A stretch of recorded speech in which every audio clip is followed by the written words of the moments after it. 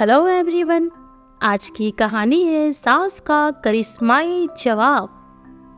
75 साल के बुजुर्ग घनश्याम जी और उनकी पत्नी रीता देवी अपना जीवन यापन अपनी 2 मंजिला घर के ऊपरी हिस्से को किराए लगाकर करते थे। क्योंकि उनका कोई भी बेटा उनका खर्चा नहीं उठाना चाहता था। उनके 4 बेटे थे जिनकी शादी हो चुकी थी। सभी एक ही शहर में लेकिन अलग अलग घरों में रहते थे। दोनों बुजुर्ग पति पत्नी अपनी जिंदगी एक दूसरे के साथ अच्छे से बिता रहे थे। सब कुछ अच्छा चल रहा था, पर कहते हैं ना कि वक्त के आगे किसका जोर चलता है। एक दिन अचानक ही रीता देवी जी के पति घनश्याम जी का रात को सोते सोते ही स्वर्गवास हो गया। रीता जी के बुढ़ापे का सहारा अचानक से छूट गया और इस बुढ़ापे में रीता जी बिल्कुल अकेले रह गई। घनश्याम जी के गुजर जाने के बाद उनकी सभी बेटे बहू को अपनी माँ की चिंता सताने लगी कि इस दुखद भरे संसार में अब माँ जी अकेले कैसे रहेंगी। उनके खाने पीने का, उनकी दवा दारू का कौन ध्यान रखेगा। चारों बेटे बहू ने काफी सोच विचार के बाद उनका बड़ा बेटा अजीत ने कहा कि उनके पास एक परमानेंट बाई का इंतजाम कर दिया जाए, जिससे उनकी माँ को भी और उनके घर को भी और उनके खाने पीने की सब बातों को ध्यान वह रखेगी। सभी बेटे बहू ने उसकी बात सही मानी और 2-4 दिनों के अंदर ही रीता जी के लिए घर में काम करने के लिए एक बाई का इंतजाम कर दिया गया। काफी दिन बीत जाने के बाद सभी बेटे बहू अपने अपने घर वापस चले गए। आखिर वह कब तक अपने माँ के पास रहते। आखिर उनकी भी अपनी गृहस्थी थी। अब रीता जी बिल्कुल घर में अकेली हो गई। उनसे बात करने वाला, उनका सुख दुख बांटने वाला अब उनके पास कोई नहीं था।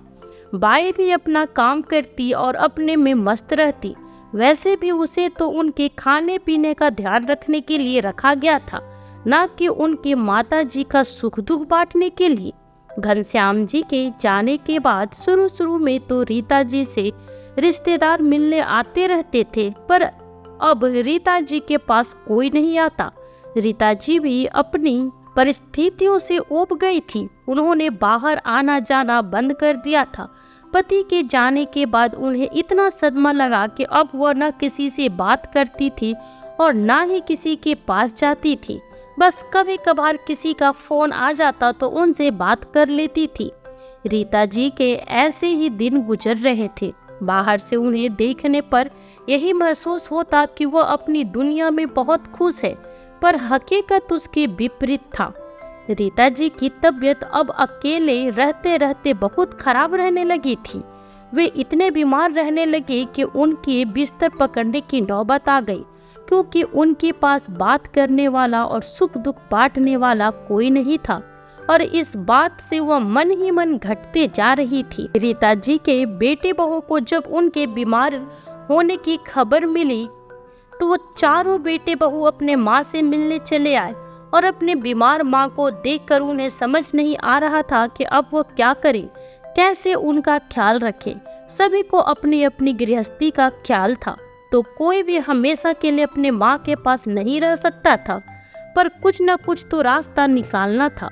बहुत विचार विमर्श करके चारों बेटे बहू की सहमति से सब इस नतीजे पर पहुँचे कि अब उनके माँ हर किसी के घर 3-3 महीने के लिए उनके साथ रहेगी और उनके इस घर को बेच दिया जाए और पैसे माँ के बैंक खाते में डाल दिया जाए, ताकि पैसों को लेकर भाइयों के बीच कोई लड़ाई ना हो और माँ की देखभाल हो जाएगी। सभी को यही अच्छा लगा कि माँ की भलाई इसी में है।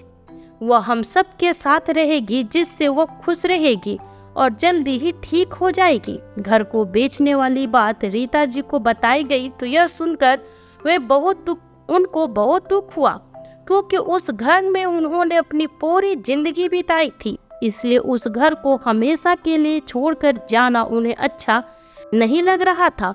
पर सबकी सहमति से लिए गए फैसले को मानने के अलावा अब उनके पास कोई चारा भी तो नहीं था। उन्होंने बुझे हुए मन से सोचा कि अकेले रहने से तो यही अच्छा है कि कम से कम मेरे से बात करने वाला कोई तो होगा, इसलिए उन्होंने आनन फानन में अपना घर बेच दिया। घर को बेचने के बाद रीता जी के सबसे बड़ा बेटा अजीत ने रीता जी को अपने साथ चलने के लिए कहा, तो रीता जी बड़े बेटे के साथ जाने के लिए खुशी खुशी तैयार हो गई, जो उन्हें 3 महीने के लिए रखने वाला था। अपने बड़े बेटे के घर जब रीता जी पहुंची तो उसके बाकी घर वालों ने बड़े ही प्यार से रीता जी का स्वागत किया। अजीत के बच्चों ने भी दादी जी कहकर उनके आने की खुशी जाहिर की। रीता जी उनके इस तरह से किए गए अपनेपन और प्यार को पाकर बहुत खुश थी। वो मन ही मन सोचने लगी कि अकेले पड़े रहकर जिंदगी काटने से तो यहाँ सबके साथ रहना अच्छा है। अजीत ने रीता जी को रहने के लिए घर में एक अलग से कमरा दे दिया। उनकी जरूरत की सभी चीजों का ध्यान रखकर उनके कमरे में उनके हिसाब से रख दिया गया। कमरे में अटैच बाथरूम था, जिससे उनको कोई भी तकलीफ ना होता। रीता जी भी अजीत की गई सारी व्यवस्था को देखकर बहुत खुश हुई। उन्होंने मन में सोचा कि चलो कम से कम आज इस बुढ़िया की किसी को तो जरूरत है, उसका ध्यान रखने वाला कोई तो है। रीता जी का मन अजीत के घर में उसके और उसके परिवार के सभी लोगों के द्वारा दिए गए अपनेपन से लगने लगा था और उनकी तबीयत भी धीरे धीरे सुधार आने लगी। बीच बीच में उनके दूसरे बेटे बहू का भी फोन आता रहता। अब रीता जी को अजीत के घर में रहते हुए 1 महीना गुजर गया था। 1 महीने तो उनका मन बहुत अच्छे से लगा, लेकिन अब धीरे धीरे अजीत का और उसकी पत्नी मीना और उसके बच्चों का व्यवहार बदलना शुरू हो गया। तो उन्हें वहां पर घुटन महसूस होने लगी, क्योंकि अब अजीत के बच्चे रीता जी के साथ अब वैसा व्यवहार नहीं करते जैसा वह शुरू में किया करते थे, और ना ही अजीत की पत्नी मीना रीता जी को इज्जत किया करती थी। एक दिन की बात है, जब रीता जी अपने कमरे में बैठे हुए पूजा पाठ कर रही थी, तभी मीना उनके कमरे में आकर उनके पलंग के पर उनके पास बैठ गई और उनके पूजा पाठ खत्म होने का इंतजार करने लगी। उन्हें देखकर रीता जी को थोड़ा आश्चर्य हुआ कि आज कहाँ से इस बुढ़िया की इसे याद आ गई, क्योंकि रीता जी के बहुत बुलाने पर भी उनकी बहू मीना उनके पास नहीं आती थी, कोई न कोई बहाना बनाकर टाल देती थी। उन्होंने सोचा कि जरूर इसे मुझसे कोई काम है। रीता जी ने अपना पाठ खत्म किया और मीना से कमरे में आने का कारण पूछा, तो मीना ने अपने सास से बिना समय गवाए अपनी बात कहना शुरू कर दी। मीना ने कहा कि माँ जी, अजीत कह रहे हैं कि माँ को किसी दूसरे कमरे में शिफ्ट कर देते हैं, क्योंकि अजीत यह कमरा किराए पर देना चाहता है, जिससे घर में थोड़ी ज़्यादा आमदनी होने लगेगी, क्योंकि कहीं न कहीं घर का खर्चा भी बढ़ गया है।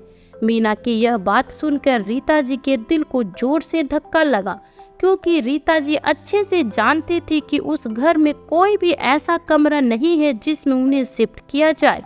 वह चुपचाप बैठी मीना की सारी बातें सुनती रही। मीना ना जाने क्या क्या कह रही थी, लेकिन रीता जी का दिमाग तो सुन्न अवस्था में चला गया था। थोड़ी देर तक अपने मन में ही कुछ सोच विचार करके रीता जी ने मीना से बिना कुछ बात को तोड़े मरोड़े सीधे ही उस कमरे का किराया बताने को कहा, क्योंकि उन्हें पता था कि वह उनसे कमरे में रहने का किराया चाहती है। मीना ने भी एक झटके में कमरे का किराया बता दिया और साथ ही खाने पीने का पैसा बताते हुए कमरे से बाहर चली गई। रीता जी बहुत देर तक अकेले बैठे बैठे इन्हीं सब बातों के बारे में सोच कर रोई जा रही थी। उन्हें अपनी आंखों और अपने कानों पर विश्वास नहीं हो रहा था कि उनका अपना बेटा ही उनसे यह सब बोल रहा है। वह बैठे बैठे सोचने लगी कि वह सब प्यार, वह सब अपनापन, वह मान सम्मान सब इस बुढ़िया को जाल में फंसाने के लिए दिखाया गया था। वह सोचने लगे कि अजीत अगर मुझसे वैसे ही पैसे मांग लेता तो क्या मैं उसे देती नहीं?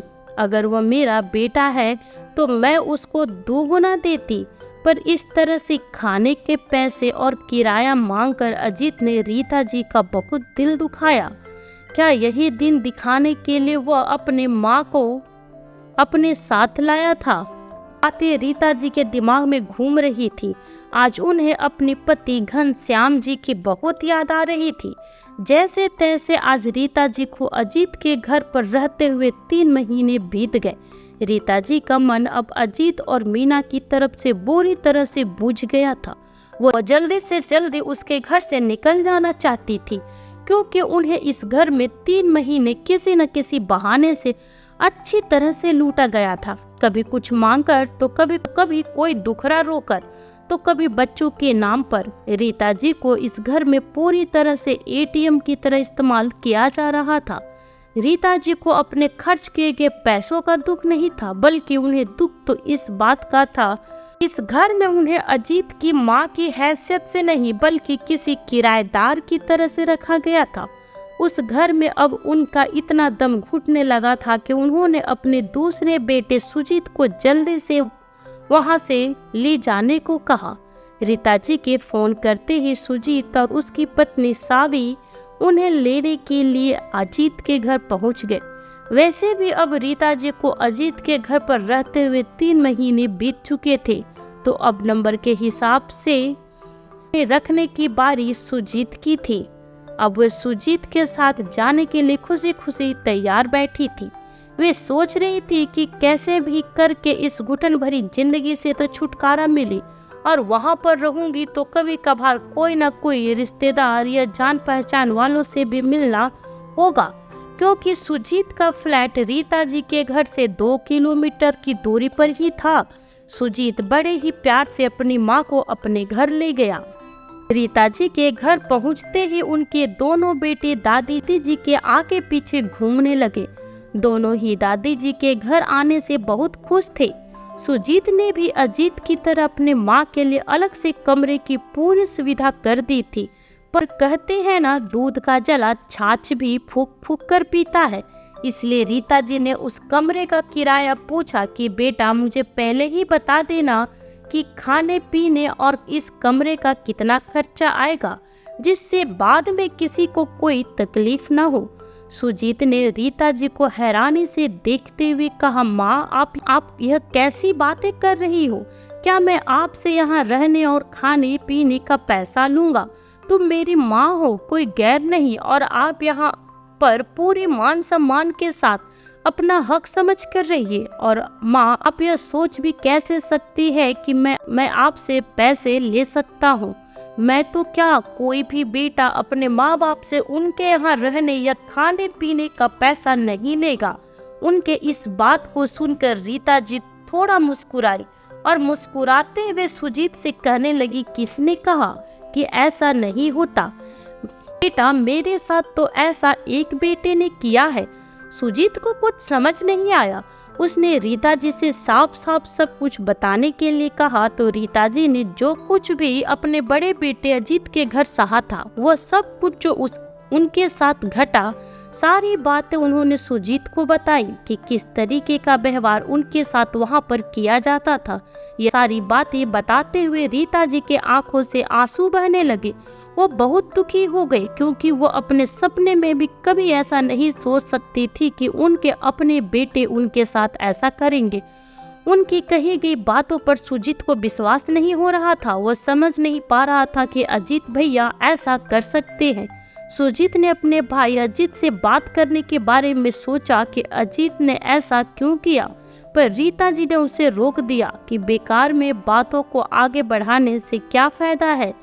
सुजीत ने अपने माँ की बात को मान लिया और वहीं पर उन बातों को खत्म कर दिया। अब रीता जी सुजीत के घर बड़े सुख चैन के साथ रह रही थी।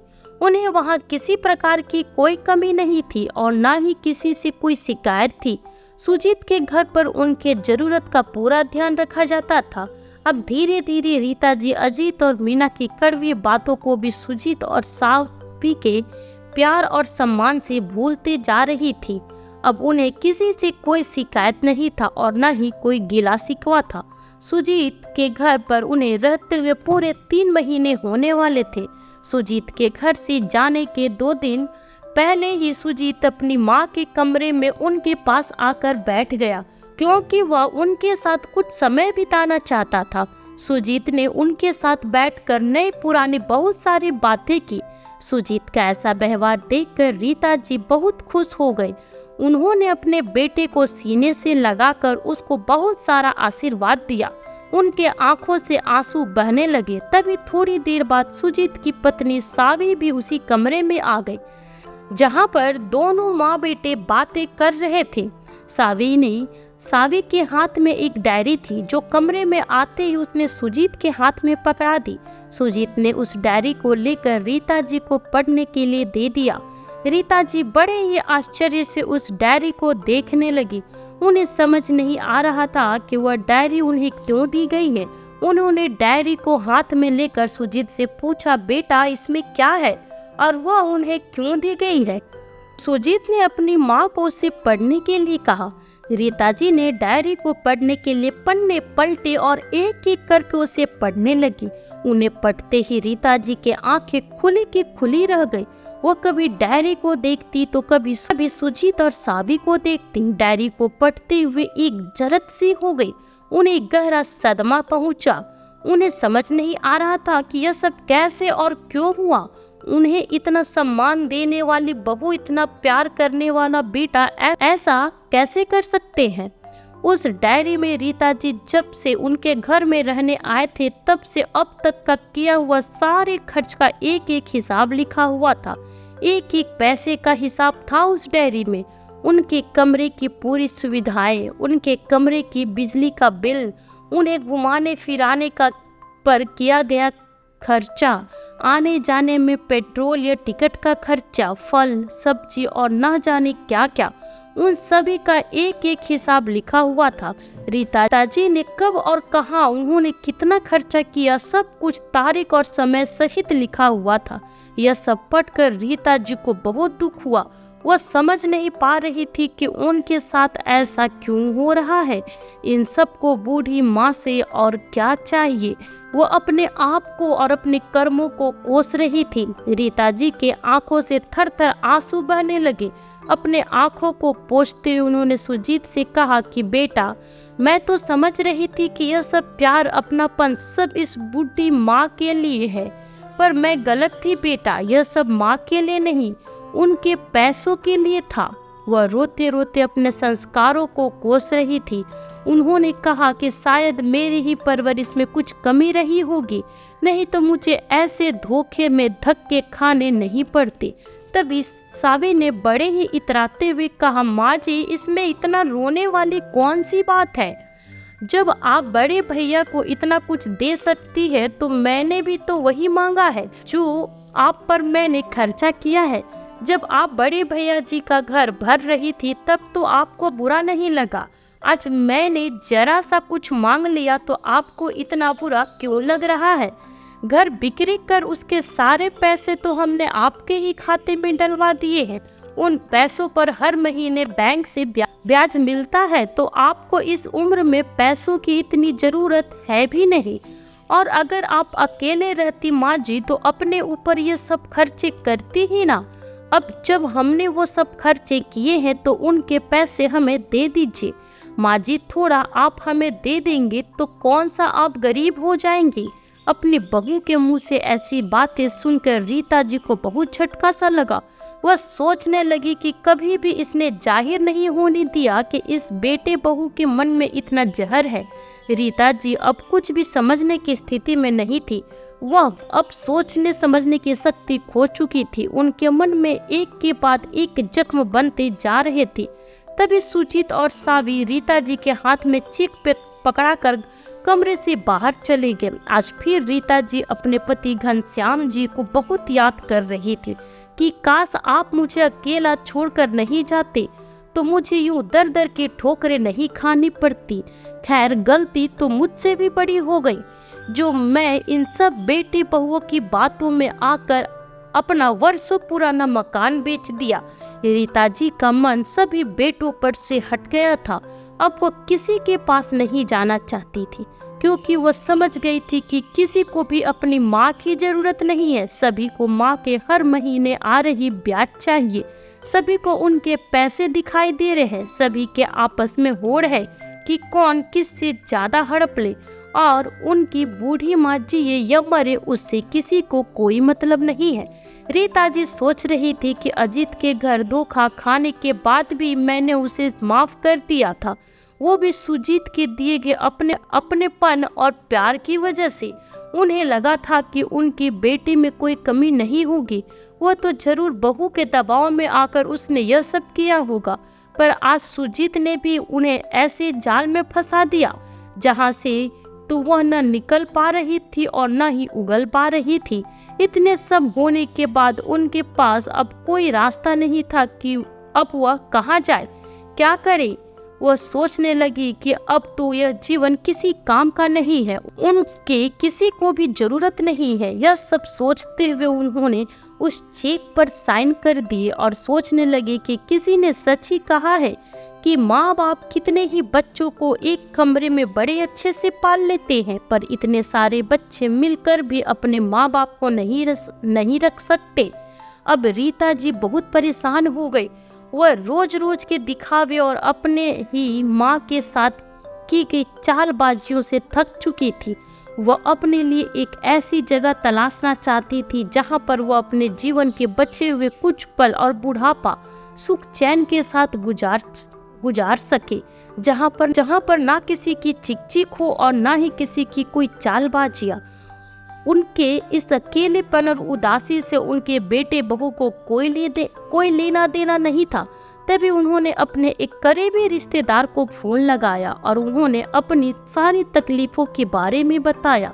तभी उनके उस रिश्तेदार ने उन्हें वृद्धाश्रम में रहने की सलाह दी कि वहां पर तुम्हारे दिन सुकून से बीतेंगे। रीता जी को अपने रिश्तेदार के वृद्धाश्रम जाने वाली बात सही लगी। उन्होंने सोचा कि जब किसी को मेरी जरूरत नहीं है तो मैं किसी के बारे में क्यों सोचूं। कम से कम बुढ़ापे के दिन तो मेरे सही से गुजरेंगे। मेरे ही जैसे ना जाने कितने लोग मुझे वहां पर मिलेंगे, दुख सुख बांटने वाला कोई तो होगा। उन्होंने वृद्धाश्रम जाने का मन बना लिया। इधर सुजीत के घर में 3 महीने पूरे हो चुके थे तो उनके तीसरे बेटे रंजीत का फोन आया सुजीत के पास कि वो माँ को लेने आ रहा है। तब रीता जी ने रंजीत को मना कर दिया कि उसे आने की जरूरत नहीं है, मैं अब तुम में से किसी के साथ नहीं रहना चाहती। तभी सावे ने सवालिया नजरों से उनसे कहा, तो कहाँ जाएंगे आप? बुढ़ापे पर हम बेटे बहू तो आपका ख्याल रखेंगे।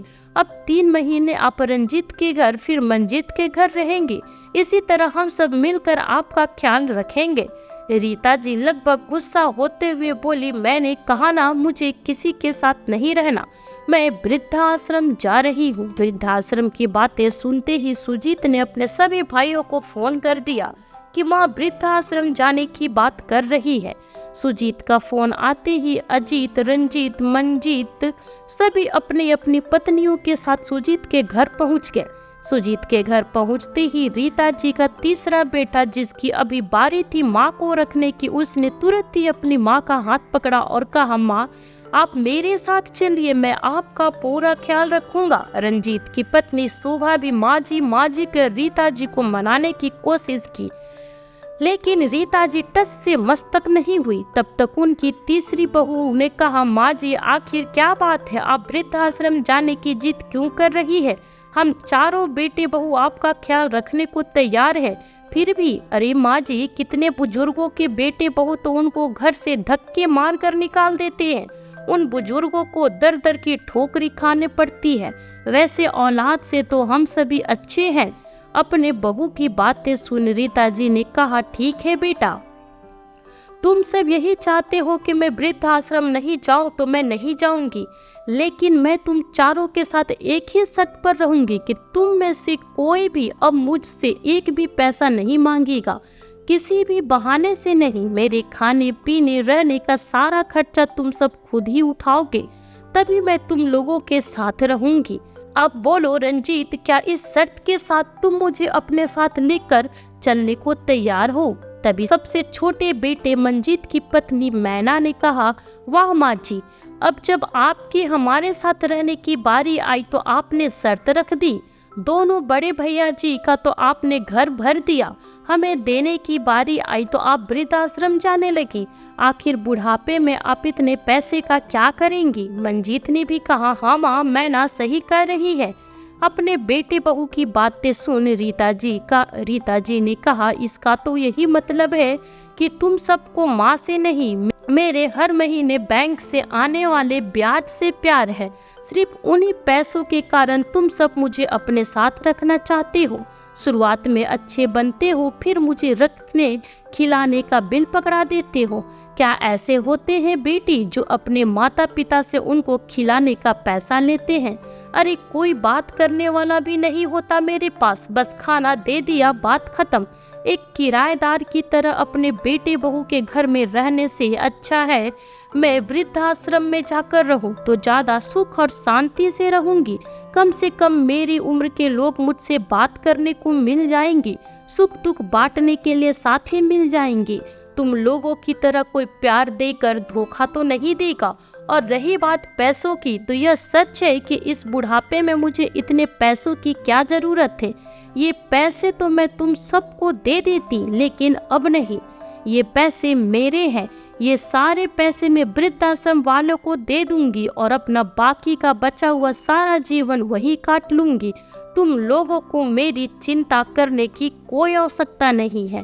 रीताजी ने अपने चारों बेटे बहू को अपना फैसला सुना, हमेशा हमेशा के लिए वृद्धाश्रम चली गई।